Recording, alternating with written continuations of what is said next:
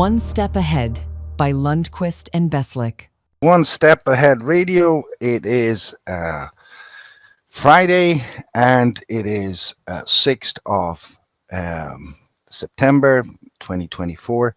We are going into yet another radio show this week with a very interesting news from around the world, and also a special guest today that I will introduce later on, as well as some updates on what is going to happen a bit next week around Southeast Europe, where one of the biggest and best conferences in sustainability is taking place. Now, before I go into that, I had a very awkward debate yesterday. I was in Copenhagen yesterday debating with one of the people that I actually followed for some time, but his name is Björn Lomborg, and you probably will hear the name, and maybe if you haven't, you will. It was a bit of a scary meeting, not because that he was scary. He's a very nice person. It was because the way how he portrayed and used facts, some of the facts or facts that he likes to present, we're actually pointing in the direction that nothing is really so bad as we think it is. You know, planet is not warming. The polar bears are more in numbers than before. The coral reefs are actually not as damaged as they are. And in fact, we don't have so many things to worry about. I was thinking about that this morning when I was reading newspapers and picking the sort of a news across the world, and one of the things that actually was the first, and it's been broadcasted around the media outlets around the world, is that the world has hottest summer ever as climate extremes increase. I was thinking about that debate yesterday, and thinking also about the fact that there are people out there who truly believe that we can continue doing what we do as in terms of business as usual. I doubt that, because there are so many signs that we see across the world, not really good signs, and this is one of them. So what this news is about is that this summer was the hottest ever in the Northern Hemisphere, putting the Earth on track for yet another record-breaking year. The European Union Copernicus Climate Change Service reported that for June and August, global temperature was 0.69 Celsius above historical average, beating the previous high set last year. The record for the world's highest average temperature was broken on a number of days over the summer. Now, this is, of course, a very sad thing, because it's also a sad thing due to the fact that it's impacting so many people around the world, and it's impacting businesses around the world. And when we talk about that, a short update from insurance industry in the US, which is sending very alarming signals to the rest of the world. And the signals are worth 159 billion of damages that are not covered by current insurance policies in the parts of the US. And this is implying, and I've written about this before, is implying a quite significant cost increase for insurance companies, because reinsurers are not willing to sort of take the cost. And it's also going to create a lot of increased cost for consumers, firstly in US, but also in other parts of the world. This is sort of interlinked in so many different ways to what is going on in terms of the weather or heat records that are getting broken every year as we see it. Now, there are some other news, very interesting news, and I think you should put this name on the list, and you should remember this name. And the name is Robbie Starbuck. It's not a Starbuck chain. It's actually a person out of the US, a young person, 35 years old, who has been portrayed in a big business newspapers, from Financial Times to other, Wall Street Journal and so on, as the person who is fighting American companies to start with to basically cut any kind of activity which is related to diversity and inclusion and all kinds of things that will make a life for many people working in these companies easier.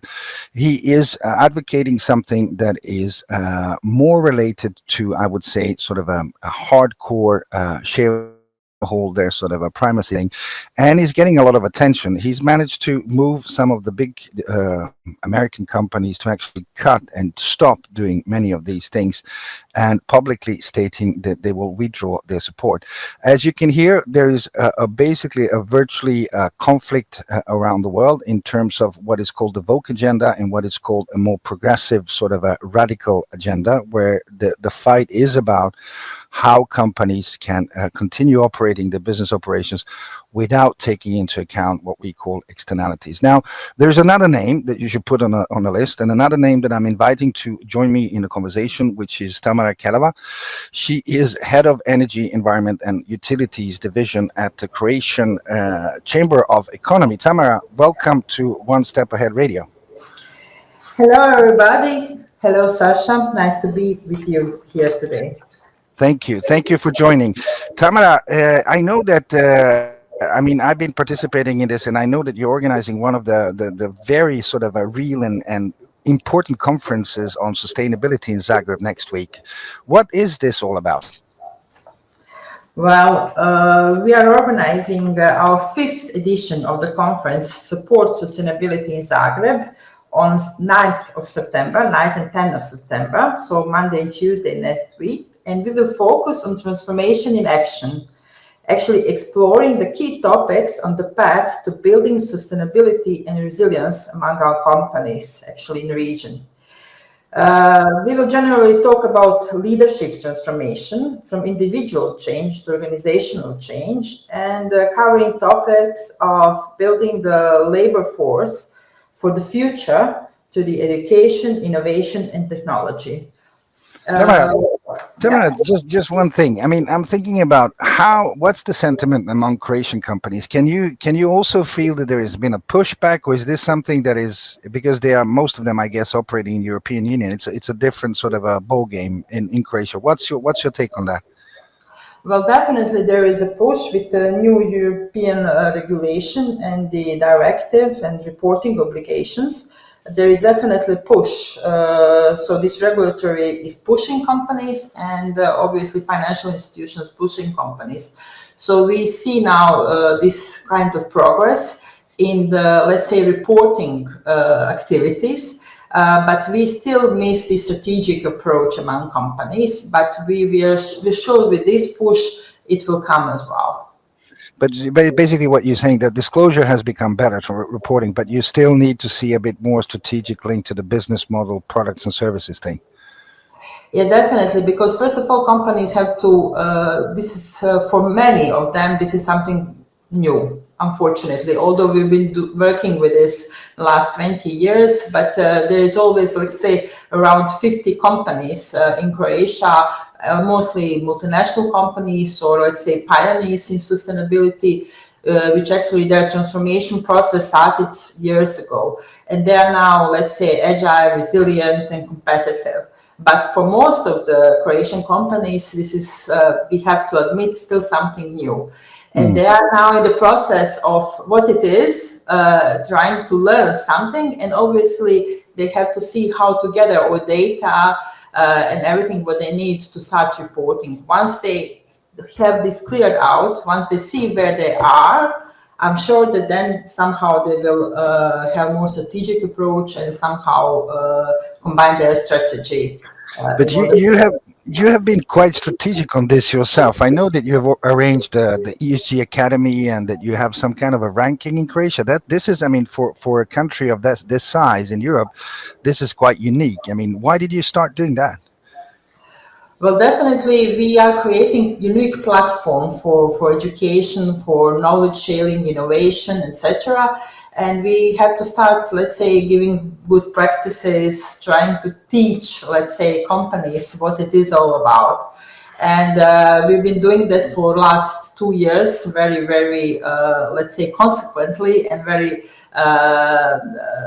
hard. Let's say we gave companies a huge push with these courses within our ESG Academy. But also we created one tool called ESG Rating, which is self-assessment tool for companies to see where they are and what they need to do in order to improve. Obviously, this competitiveness and resilience actually were our key drivers.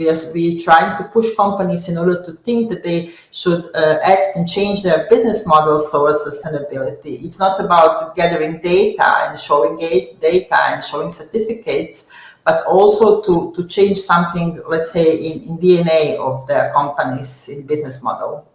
And what's their response so far? I mean, can you see that they have been using the knowledge and experience to improve the way? I mean, I've talked to many of these companies before, and what I've heard is that they really sort of appreciate this initiative that you've taken. Well, yes, definitely. We see a huge difference. Let's say we started 2022. Now in 2024, we see much improvement. Last year, when we actually started with ESG rating, and actually we had very good response. More than 400 companies participated in this process. Actually, more than half of them were SMEs. That's very interesting. That's very Yes, interesting. The SMEs are taking part in this. That's very good. Yeah. Yes. But actually, we see now this year that things slightly changed a bit. And actually, this is what we're going to present on Monday in our conference. Less SMEs actually participated. We see it somehow that they wanted to know what it is, to learn something about it, and now they just need time to get themselves ready to prepare, just let's say to rethink the whole thing. Yeah. Tamara, before I let you go, just one last thing for the audience. What are your sort of key expectations for the conference on Monday and Tuesday next week? What would you like to sort of companies participating to feel when this conference is over? Well, definitely, we want them to see comfortable, to learn something together, to network with other people, to get inspired, and to hear good practices, to hear that is possible. It's possible to work for sustainability. It's not just, let's say, story. It's actually reality. And we want our actually speakers, leaders, experts to show our companies how it works. So Tamara, we're very happy to host you and to hear all this wisdom from you within our companies. Thank you very much, Tamara. Thanks a lot, and good luck. And we'll see each other next week. And I would like to invite Joachim. Joachim, I know that Lundqvist has worked on a very interesting piece of research for this particular region, and maybe a couple of words about that from your side, please. Yeah, thanks a lot, Sasha, and good morning, everyone. Yeah, I'm really looking forward to attend the conference next week in Zagreb and to meet up for the first time for me personally, Croatian companies. So thanks, Tamara, for having me. So I'll be presenting our latest research on how well companies in the Balkans and more generally the southeastern region of Europe are communicating and using their website to address growing stakeholder needs. And we've looked at 40 companies in 10 countries in the region. This is fantastic, and we don't want to spoil the thing, but at least some general takeaways. What do you think? I mean, what can you share? Of course, we don't want to spoil it now, but anything that you can share with the audience today. Well, there has to be some advantage being part of this radio and this group. So of course, I'll give you some highlights. No, but first of all, it's a very exciting region because personally, I don't really know much about it from a business perspective. And it's also a region that's growing a lot in importance, and it doesn't always get the attention as other parts of Europe. And we're talking about a market which is beyond 50 million people. So we wanted to ask, how ready are these companies to compete on an international stage? And for us, from our perspective, the communications play a vital role in supporting the business of these companies.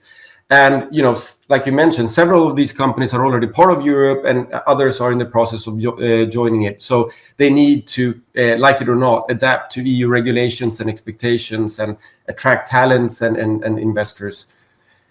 Thanks, Joachim. Look, I mean, also from sort of a technical point of view for One Step Ahead Radio, we've been discussing that, and we have received a number of questions on that. The many of the sessions, or most of them, have actually been recorded as well, and will be available for the audience at the later stage. I think we are working on that. If I'm correct, you can correct me, Joachim, if I'm wrong. But soon there will be a place where people will be able to also listen to this afterwards. Yeah, we have created a LinkedIn group so we can have like a home base where we can upload the different sessions, and we post the agenda, and you guys can also post your questions so we can address them in the future shows.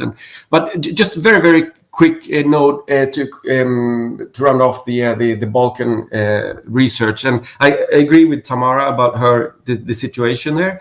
And what we saw, which is kind of the home base for Croatian or the Balkan companies, is that in order to be effective, you need to have a sound home base. And we found that only 43% of all the companies that we examined have structured sustainability reporting. So there is a little bit of catching up to do, but they also have a pretty good basis to work on. So yes. Joachim, Yeah. thank you very much, and to audience out there listening and sharing this. It will be fantastic also to do an update next Friday and tell a bit more about this research when it has been released. I wish you all a great weekend, and hopefully not as hot as we have it in many places around the world. And we'll talk again next week. Thank you very much. Thank you.